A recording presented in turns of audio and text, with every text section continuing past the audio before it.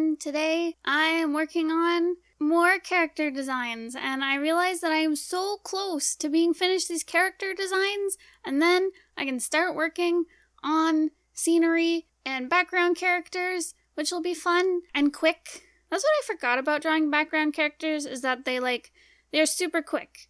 I can basically do like 1 or 2 passes at them, and it's fine, because they're just background characters. They're just there to like fill the scenery. They are the spear holders, or whatever that term is.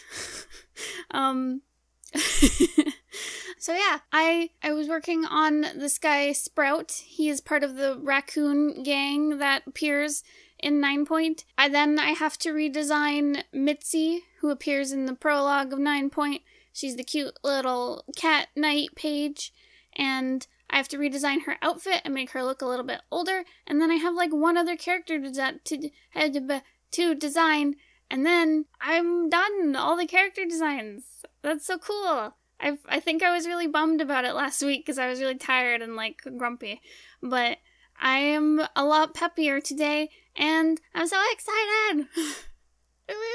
Working on Sprout.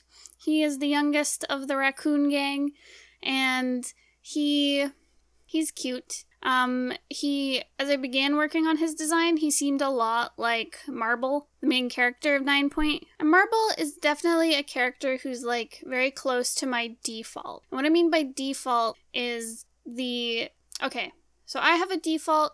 I think every artist has a default. It's just whatever you like trend towards when you're drawing. So if you're ever just like doodling mindlessly, it's the character you draw. So like for me, it's always like a wide-eyed cute boy or girl who looks nervous. That is my default. They're usually like, they look like they're teenagers. They're usually like thin, and yeah, that is my default. And so Marble, being a very like meek main character, who's all wide-eyed and cute, he's definitely my default, but with his design, I did try to push it. I don't think he's appeared in these vlogs as of yet, but he will eventually as I begin to work on the actual comic pages. But he was designed long ago, back when we first developed Scourge of 9 Point. Though I do have pictures of him up. I think they're on like my Twitter and Instagram. Anyways, he's like a calico cat. Oh, and he's the cover of the 9 Point prologue book, so there you go. But anyways, he's very close to my default. I did try to push it so that he has a more defined shape than my usual stuff. Oh, if you've ever read my comic Sovereign, Elias is definitely my default, because he was designed back when I didn't do any character design at all. Though there actually are character sheets for the main cast of Sovereign that I drew back when I was 17, but it was basically like I'd do 1 pass at them and then color them, and that would be it. Kind of. I don't know. Actually, no. I'm sure I did several passes at them. I remember struggling with Rael's design quite a bit. Yeah, so I had to redo her a bunch, but I didn't know much about character design, so they're not the best. Anyways, right. So Elias is definitely my default.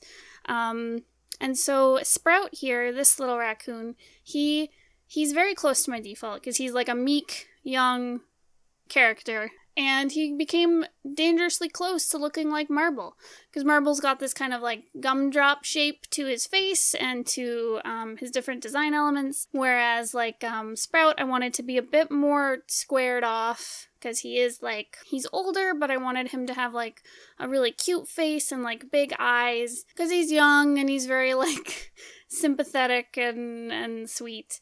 So I wanted to give him that kind of look. Hold on, I'm gonna take off my sweater. Oh, that's better. I'm so ready for fall. I'm like, I want to wear sweaters and layers again. I'm so tired of shorts and t-shirts. Ah! Am I going to talk about this every video? Just like how I want the summer to end already? See, I'm like, as a grown-up, not having to go to school. So like, you know, because like I work a 9-to-5 job. I work all year round, except around like Christmas time, and I get to choose when I have my vacations. And like, you know, I remember back when I was in school, like the 2 months off we had over summer was like the best, and I would always be kind of like disappointed when I had to go back to school. When I was a really little kid, I was always very excited to like go back to school, but when I was in like high school, I was like, no, not this again. I don't want this. I want to just stay home and draw and work on comics and never go back to school ever again. And then when I was out of school, when I was working some like cafe jobs and like waitressing stuff, my work would always like seasonally lay me off. So I'd usually get like 2 or 3 weeks at the end of the summer off, unpaid, which sucked a lot. Because it was always like, as we were prepping for Fan Expo, we didn't have any money coming in. So we'd have to like hope and pray that we got a lot of money through Fan Expo. So glad that's over. That was very stressful. So I used to get like summers off and vacation time. But now I don't get summers off, which is fine. I don't mind working through the summer and like taking vacation where I can get it. But like, I always look forward to the fall like I didn't when I was in high school, because the fall means cooler weather, so I'm not like sweating all the time, and delicious, yummy fall drinks and food. I love pumpkin stuff and cinnamon and apple stuff. Apples are my jam. Apple jam is also good. But I love all the stuff about fall. It's just so nice and cozy. And it's not horrible winter yet. But yeah, so the fall is always nice. The fall is also great because it's like we get like time off for like Thanksgiving, and Halloween happens, and Bones' birthday happens, and NaNoWriMo happens, and it's just a really good time of year. Man. I think I talked about this in the last video too. Oh my gosh, I am just a broken record. But yeah, fall, man. It's the best. Also, I know I'm really basic, but I really like pumpkin spice. It's so good. It's just cinnamon. Who doesn't love just cinnamon sweetness, man? Okay. I keep putting on big sweaters and like jeans and stuff, and I'm like, oh, I wanna dress like it's fall. I'm ready for fall. We went to the market again, and all the fall foods are coming in, so like carrots and potatoes and onions and apples, and we were like, yes, soon. But I know a lot of people might be sad because with the summer ending, school is coming, and yeah, I hope wherever you are, you're excited about the school you're going to, because school can be fun, and I was always the type of person in high school to like, I guess like isolate myself and just kind of hang out online all the time. Like I didn't want to go out very often. Like I still went out and saw like really close friends, but I'm not a super like get out there and be social type. So like unless I got like people I really trusted, I wouldn't really go anywhere. Like I'd never go to parties or like and my family never did any big vacations. If I ever went on vacation in the summer, it was always like with a friend's family who was going camping or to their cottage or something. Like, my family would never organize that stuff. So, when I wasn't joining friends on vacation or going to the occasional, like, get-together, I was always, like, very isolated and alone, and, well, a little less so when Bones and I started dating, because we just hang out all the time. But I used to just spend hours on my computer, and eventually I'd get kind of lonely. So when school actually rolled around, it was nice to be surrounded by people again, and be forced to be social, and yeah, I don't know. I always have to fight with myself because I do like to, like, isolate myself, I guess, and I always fall on, like, the excuse of I'm an introvert, which is true, I am an introvert. I do need time alone to, like, refresh, but when I do it too much, it can be very harmful to me, and it's really nice to be forced, like, whether it's work or school or seeing friends or something, it's nice to be forced to go out and talk to people, because I always feel better after, even if I'm dreading it beforehand, because, like, people are generally nice, especially my friends, so why wouldn't I want to see them, you know? In fact, like, the worst year of my life that I ever had, I took a year off between school and before I, like, found work, and so I spent most of my time, like, I did a lot of work on comics, like, that is when I shot out a bunch of pages for, Sovereign. However, I was really lonely, because, like, I wasn't in school, I wasn't going to university, all my friends were in high school still, like, a lot of them took an extra year, or they were younger than me, or they'd gone off to college, so, like, everyone was busy, and I was just stuck at home. And then, like, Bones started working and I still hadn't found work. Yeah, I was really miserable that year. My depression was really bad. My anxiety was horrible. I started being like afraid to go see people because I was like, oh my gosh, I feel like such a loser because I don't have a job, even though I was working like basically full time on comics, and that's really cool and I miss doing that. But otherwise I was very like, people are scary because I didn't go out and socialize enough. So it's always good to force myself to socialize so that I don't get back into that headspace where I'm like, I'm afraid of everyone because I'm anxious all the time. So yeah, as soon as I started working, those feelings really disappeared because I was just forced to hang out with people and I made a lot of new friends. And yeah, and I made sure to check in with like my old friends who were still in school a lot more. So yeah. And now that I do work a lot, I'm always very like grateful for vacation time.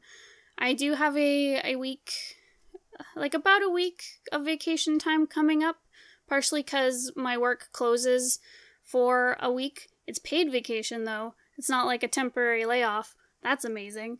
So they close like a week in the summer and then they close a week in the winter when things are like very slow for business, which is super nice. So I have a couple days off there and then I have days off to go to Fan Expo. Even though going to Fan Expo is basically more work and longer work hours than I would normally do, but it's really fun because you get to hang out with friends and do what you love. And if you love what you do, then you never work a day in your life, right? Though it's very hard work going to conventions. In fact, so Fan Expo is like the biggest comic convention in Ontario, I think, maybe Canada. I don't think it's the biggest in Canada, but it's really big. Definitely the biggest in Ontario. And it's 4 days, so it's like a Thursday to a Sunday, and it's super crowded, and it's constantly busy, and, you know, the travel used to be really crazy for me and Bones, because we didn't have a car, so we'd always have to, like, borrow a car from someone, and then rush all our stuff in, and then get to the hotel, and then blah, blah, blah. We'd always show up, like, the day that it opened, instead of like having prep time before. Anyways, so we'd always show up super tired, super exhausted, because it's also the end of August when it happens, so it's super hot. So we'd show up exhausted, dragging these like massive trunks of books around and our suitcases, and then so we'd be exhausted when we're there, and like about halfway through the week, see, it's basically a work week of comic convention, which is amazing and super tiring. Like, just thinking about saying that out loud now, it's like, that's crazy. But yeah, you feel like you have been there for a week by, like, the end of the second day, and you're like, I feel like I live here now. This is my life. Which, again, is great and hilarious. But yeah, so Bones and I, we always, like, take nap breaks, and, like, we switch up who works at the table, which is great. It's so great having two people at a table when you're conventioning because, oh my god, you get so tired of talking to people all day and standing all day, and sometimes you just need to, like, sit and lay down for a bit. Especially because Bones and I are like, introverts. Well, Bones is more extroverted than I am, but I'm a huge introvert. So, it's great to just sit and be in the quiet for a little bit. Anyways, so usually one of us will take like a nap under the table or something, or we'll switch out going back to the hotel to like lay down for an hour or so, and then come back, or like, you know, we take turns getting up and walking around, grabbing food. Yeah, it's just really good having two people there. Yeah, so I'll basically be working those days, but still it's nice to have a change of pace, and I love Fan Expo, and Fan Expo is like it's like a Ontario convention artist family reunion. Like, I always see all my friends there who I met through conventions, so it's like I'll meet someone at Con Bravo and at Anime North, and then we all meet up at Fan Expo. It's really cool. So I'm really looking forward to, like, seeing everyone again. I say all this, but I also do get scared of, like, meeting my convention friends, which is so silly, isn't it? Right, man? Because, like, you shouldn't be afraid to see your friends, because they like you. They probably enjoy your company, and think you're cool, but I always get nervous because I'm like, they're really cool people. I don't want to like accidentally be rude to them or something, even though I don't think I'm a very rude person, so I don't know what I would do to like betray their trust. Anyways, I don't know. I get very like nervous about people I like. Which I'm sure is a feeling a lot of people have. Because I'll have it about, like, my super, super close best friends, where sometimes I'm like, ugh, they probably don't want to talk to me, they're probably busy, and my brain goes in circles, and then I hang out with them and have a great time, because they're, like, my bestest friends. So, anxiety is a funny thing, isn't it, guys? I identify with Sprout here. I, too, am a nervous raccoon who is young and wants to make friends. Though Sprout has lady troubles, and I don't have lady troubles. I get all the girls. I don't know. I'm so sorry, guys. You know what? I should circle back to talking about defaults, because I'm sure that's something a lot of people struggle with. It's something I still struggle with. So, like, when you have a default, you know, so the thing that you draw that you're very, like, predisposed to drawing, it's having a default is the same as, like, same face syndrome. It's when you draw the same character over and over again and you can't tell any of your characters apart. Well, other people can't because they can't see, like, the subtle changes you've made. So it's very important to challenge your default characters and really push their designs to be a lot more unique. I have to challenge it, like, almost every time I sit down to design a new character. And sometimes I'll sit down to draw an old character and the default will be there. It'll worm its way into their design and they won't look like themselves. I do it all the time. So when I sit down to draw, I have to be very conscious about what my default same face is and challenge it. So if I'm drawing a character who's supposed to be like really wide-eyed and cute, I have to make sure that they're a different wide-eyed and cute than the other character on the cast. Or if they're supposed to be like, I don't know, rugged and cool, I need to make sure that they don't have the big wide eyes and look all cute. They have to look, you know, pointy and sharp and dangerous and mysterious. So it's a lot of just pushing shapes, lining things up. Like if I have several characters who are supposed to be like really cute, I have to look at them all together, push their differences. You know, it's like, okay, she needs to be based off circles and he needs to be based off squares. Or the other guy needs to be based off ovals or something. And then really make sure that those shapes shine through and make sure that they don't all have like the same shape, same clothing, same expressions. It is very tough. It's a lot of trial and error and iterating on things, but you know, it's worth it in the end. It gets you some really unique character designs and their personalities shine through more and more the more you do it. That way when someone looks at your characters, they're not like, oh, I don't know, they all look the same, I can't tell them apart. Is that your other character or this character, you know? And Bones has done, in the past, Bones did a video about same face syndrome and how, like, the way a lot of people tackle their defaults or destroying same face syndrome is they'll just learn new symbols to draw. So by symbols, I mean, like, instead of looking at how things look in reality, you will draw, say, like, you know, anime eyes, or a line for a mouth, or something. These are, like, simplified versions of real life that you maybe didn't learn from looking at real life and simplifying it. You maybe looked at, like, someone else's art, or this is how you've always drawn mouths. Symbols are basically, like, super simplified versions that, they're like shorthands for visual things, if that makes any sense. And like, as you learn to draw, you might accumulate a lot of symbols where you stop looking at how things look in real life and you just start drawing, you just draw them in your style. You draw them super simplified all the time and you stop using reference for them. I do this with like the way I draw eyes. Part of it is like the way I style eyes, but it's also very easy to draw eyes the way I do. So I do it over and over again, and maybe sometimes I stop referencing how actual eyes look, or how actual expressions look, and that's really bad for me. So like, simplifying your stuff isn't bad, but using symbols all the time is bad. because you should be referencing real life to stylize it instead of just using all these like little shortcuts and tricks you've learned. And symbols aren't always bad. Sometimes a symbol is really effective when you need to just like show something really quickly. For example, if you look at, say, like a no smoking sign, that's not what like a real life rendered well cigarette looks like.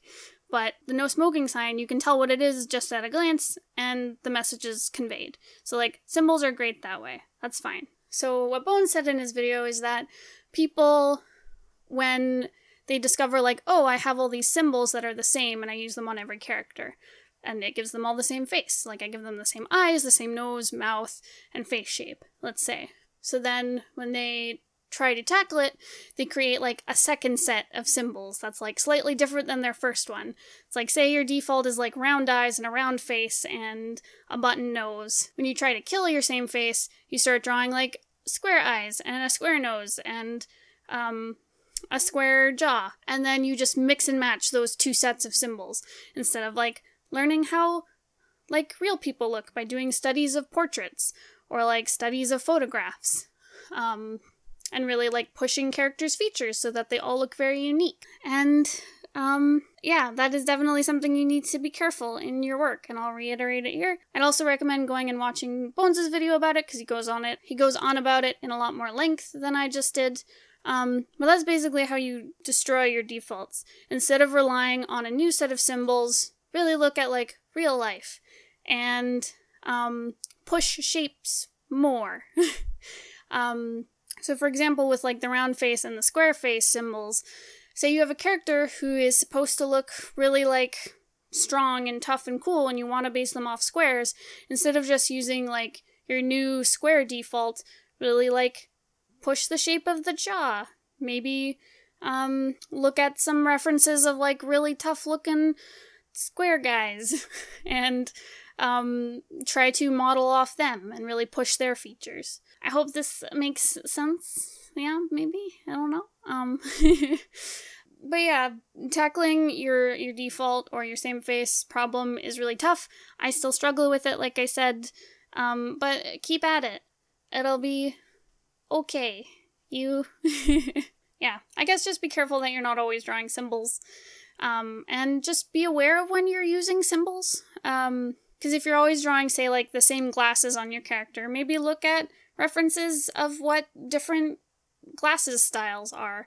You know, look up cat eye glasses or just different frame shapes. And there you go. That'll change up the variety a little bit in how you draw glasses, and then you won't always draw the same symbol for glasses. Does that make any sense? I don't know. Sprout is a cutie. All this to say. I hope he doesn't look like Marble. Okay, that's all I have for today. Thank you for listening to me about my anxieties and same face syndrome. Thank you so much for watching.